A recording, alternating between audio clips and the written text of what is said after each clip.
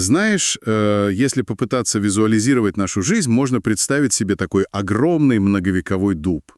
Вот мы смотрим на него, и наше внимание всегда приковано к кроне. Правда?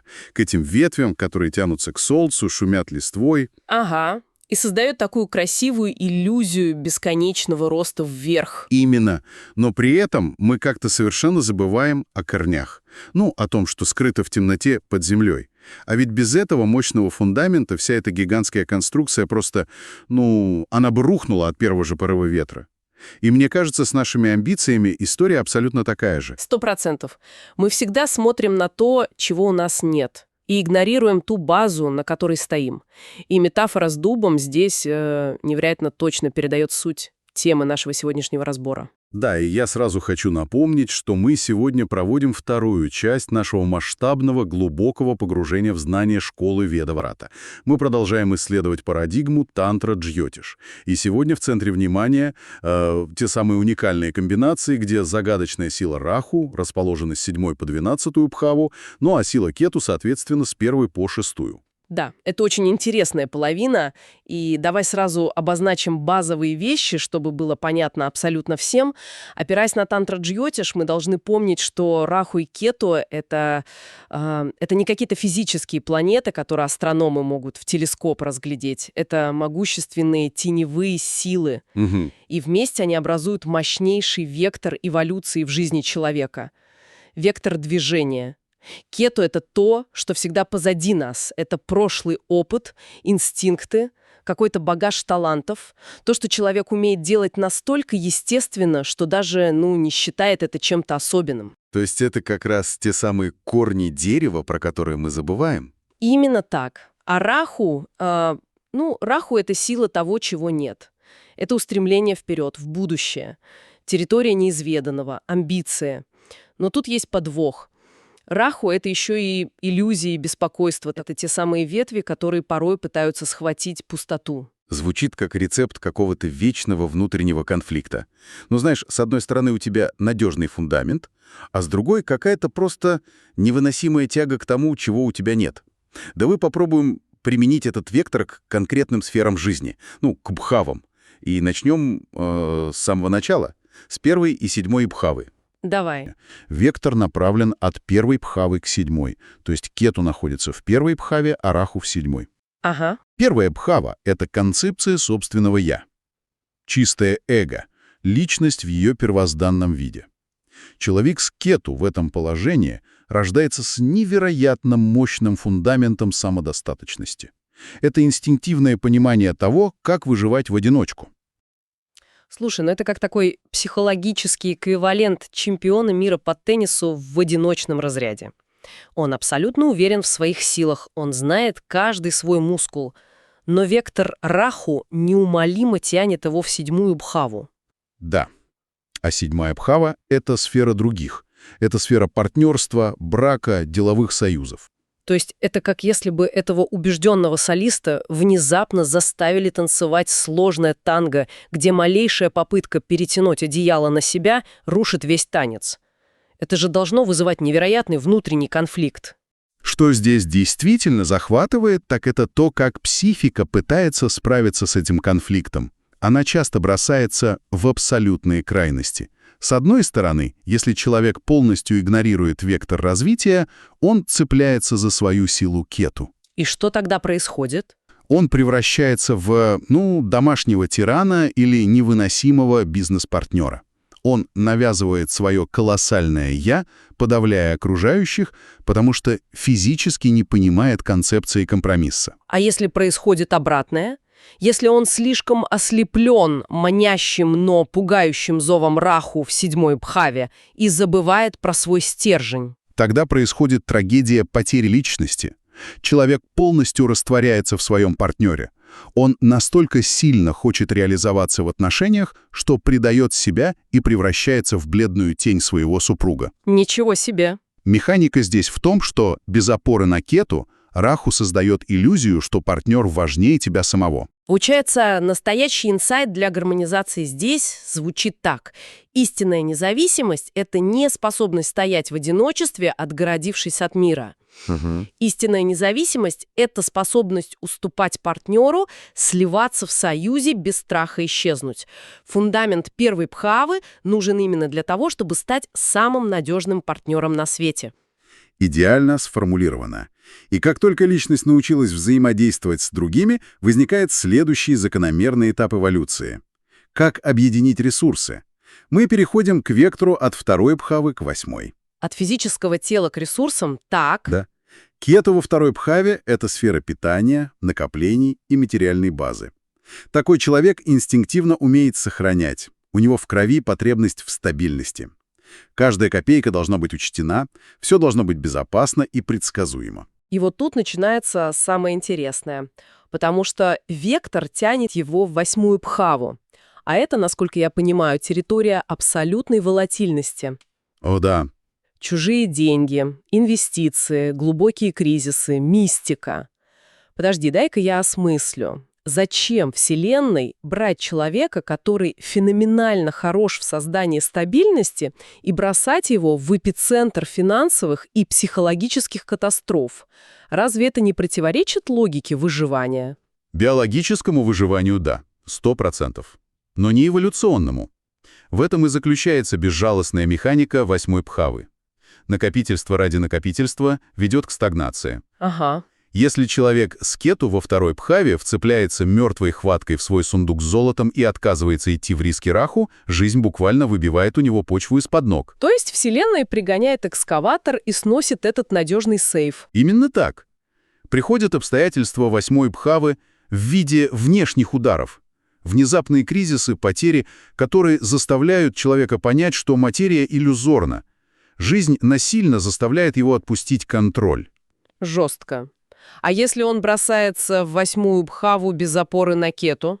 Тогда мы видим игроманов или псевдоинвесторов, которые бездумно спускают кредитные деньги, лезут в чужие драмы и остаются у разбитого корыта.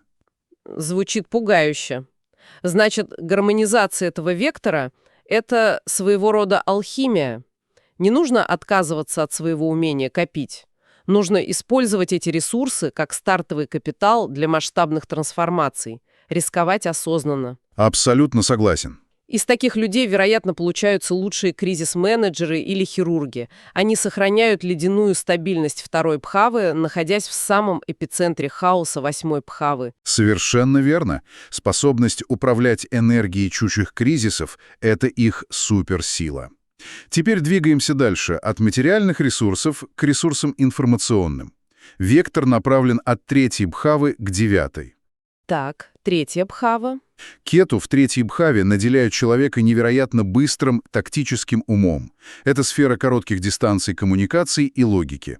Человек инстинктивно умеет обрабатывать огромные массивы мелких данных, налаживать связи, решать сиюминутные задачи. Это похоже на человека, который виртуозно играет в тетрис на максимальной скорости. Он моментально реагирует на падающие фигуры, закрывает линии, он всегда в движении, всегда в суете. Отличное сравнение. Но Раху в девятой Бхаве требует от него совершенно иного. Девятая Бхава — это религия, высшая философия, стратегия, поиск учителя и фундаментальных смыслов. Это как попросить того самого игрока в тетрис остановиться и разработать архитектуру новой операционной системы. Если мы свяжем это с более широкой картиной, то увидим ловушку, в которую попадают такие люди. Игнорируя Раху, они застревают в бесконечной, бессмысленной суете. Они становятся вечными студентами коротких курсов, поглощают терабайты сплетен и новостей. Но ничего из этого не превращается в мудрость, да? И именно. Возникает выгорание, потому что в их действиях нет высшего смысла. А если маятник качнется в другую сторону? Если они ударятся в философию девятой Бхавы, забыв про свою тактическую базу? Тогда они становятся оторванными от реальности догматиками, фанатиками чужих идей, которые проповедуют высокие истины, но сами не способны решить элементарную бытовую проблему. Понятно. Механика гармонизации здесь предельно ясна. Этот быстрый, логический ум третьей Бхавы нужен не для суеты. Он дан как инструмент для того, чтобы заземлить и структурировать высочайшие концепции девятой Бхавы. Потрясающий инсайт. То есть стань философом, но философом-практиком, тем, чьи концепции работают в реальной жизни. Идем дальше. Разобравшись с философией, мы спускаемся в самые глубины человеческой психики. Вектор Кету в 4-й Бхаве, Раху в 10-й. Да, 4-я Бхава — это внутреннее счастье, эмоции, психология, мама, родной дом. Это самая мягкая, уютная и уязвимая часть нашего существования. Человек с Кету здесь инстинктивно стремится создать безопасную норку, где все пропитано душевным теплом. Ага. И здесь вектор развития совершает самый резкий скачок, потому что Раху зовет в 10-ю Бхаву. Это абсолютный зенит социальной реализации. Карьера, статус, тяжелая ответственность, холодный и оценивающий взгляд общества. Слушай, и вот тут у меня возникает серьезный диссонанс. Практически каждое духовное учение твердит нам: откажись от эго, выйди из крысиных бегов, найди внутренний покой и сиди в медитации. А здесь вектор эволюции прямым текстом приказывает: бросай свой уютный ашрам, вылезай из-под пледа и иди сражайся за место в совете директоров. Разве это не противоречит самой идее духовного роста? Зачем такому чувствительному человеку этот безжалостный корпоративный мир? В этом и заключается гениальность тантра Джьотиш. Духовный рост — это не всегда бегство в покой. Для этого конкретного человека сидение в медитации — это деградация. Да ладно? Да, потому что это зона его инстинктивного комфорта, его кету, его страх оценки в 10-й Бхаве — вот где его настоящая точка роста. Если он прячется в своей безопасной раковине 4-й Бхавы, он закапывает свой колоссальный социальный потенциал. Он становится просто хорошим человеком, который никому не смог помочь в масштабном плане. Точно. Хорошо, а если он, очертя голову, бросается строить карьеру, забыв о своей душевной базе? А когда мы получаем классического выгоревшего карьериста, сухого функционера, который идет по головам, он достигает вершины 10-й Бхавы, но внутри него черная дыра.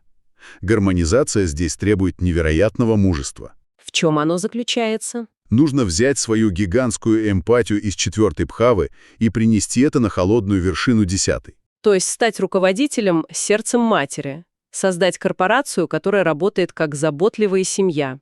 Это тот самый лидер, за которым люди идут не потому, что боятся увольнения, а потому что искренне его любят и чувствуют свою защищенность под его крылом.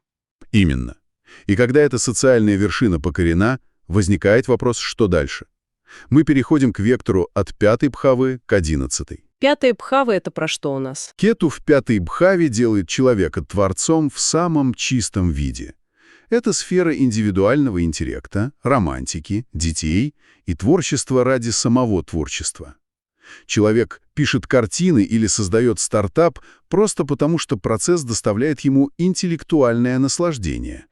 Но вектор неумолим. Раху тянет в 11-ю Бхаву, а 11-я Бхава — это общество, массы, нетворкинг, амбициозные социальные проекты и коллективная выгода. Да, и здесь кроется огромная драма. Получается, мир жестко требует от них взять свое сокровенное чистое искусство и бросить его на алтарь монетизации. Превратить свой независимый авторский проект в массовую франшизу ради лайков и охватов. Вы очень точно подметили этот конфликт между инди-творцом и поп-культурой. Если человек боится Раху в 11-й Бхаве, он оправдывает свой страх высокими материями. Он говорит, мол, «я не продаюсь толпе», и творит в стол. Он остается непризнанным гением, который в глубине души мучается от того, что его уникальный интеллект никак не повлиял на общество. А если он ломается под давлением 11-й и полностью отказывается от своей индивидуальности 5-й? Тогда он начинает штамповать бездушный контент, подстраивается под алгоритмы, выдает то, что требует толпа, и окончательно теряет искру подлинного творческого огня. Превращается в конвейер. Это грустно. Смысл гармонизации здесь — масштабирование без потери души. 11-я Бхава — это не просто выгода, это коллективные мечты. Задача сделать так, чтобы личное творчество стало ответом на запросы тысяч людей. Гениальные социальные реформаторы рождаются именно на стыке этих энергий. Масштабировать свой талант, чтобы он служил обществу, не теряя при этом детской радости от созидания. Это звучит как идеальный баланс. И мы подходим к финальному, самому сложному для понимания этапу эволюции — вектор от 6-й Бхавы к 12-й. Да, от жесточайшего контроля к тотальному растворению. Давай разберем механику. Кету в шестой бхаве дает нам архетип неутомимого борца. Шестая бхава — это долги, враги, болезни, рутинный труд. Это человек, который выжил благодаря стальной дисциплине и логике. Он контрол-фрик. У него все расписано, все учтено. И вот это поднимает действительно важный вопрос. Представьте себе психику человека, который 20 лет строил пуленепробиваемую систему защиты от враждебного мира, и тут Раху в 12-й бхаве говорит ему: «А теперь отпусти руль». Слушай, ну это просто психологический террор. 12-я бхава — это же сфера потерь, дальних земель, изоляции, абсолютного отдавания, где логика не работает от слова совсем. Вообще не работает. Это как взять строгого застегнутого на все пуговицы бухгалтера-аудитора, сбросить его с парашютом в центр гималайского ашрама и сказать: «Расслабься и просто плыви по течению». Это же невыносимо больно. Боль возникает именно из-за сопротивления. Шестая бхава верит, что если она перестанет бороться, мир рухнет. Но вектор Раху здесь требует перехода на трансцендентный уровень. Если человек игнорирует этот призыв и пытается еще сильнее закрутить гайки своего контроля, 12-я бхава настигает его принудительно. Через что? Через принудительную изоляцию. Да. Через больничную койку, например. Психосоматика, тяжелые диагнозы или внезапная эмиграция, когда старые правила выживания рушатся. Вселенная физически связывает ему руки, чтобы он наконец-то перестал бороться. А другая крайность — это когда человек не выдерживает напряжения и сбегает в 12-ю бхаву, без фундамента. Начинается эскапизм, зависимости, полный отрыв от реальности и потеря рассудка. В чем тогда заключается гармонизация? Как объединить гиперконтроль и абсолютное доверие пространству? Через осознанное служение и отпускание. Суперсила из 6-й бхавы — это способность видеть тончайшие причинно-следственные связи. Человек знает, как устроен этот материальный мир. Нужно использовать это знание не для борьбы с ветряными мельницами, а для того, чтобы шагнуть за пределы системы. То есть заниматься благотворительностью? Именно. Отдавать ресурсы добровольно, пока их не забрали принудительно. Доверять потоку, зная, что внутренний стержень борца никуда не исчез, просто теперь он направлен на духовное освобождение. Ну что ж, мы собрали этот пазл целиком, прошли все 12 бхав. И какой глобальный вывод? Какой? Вектор Раху-Кету — это не фатум, это компас нашей эволюции.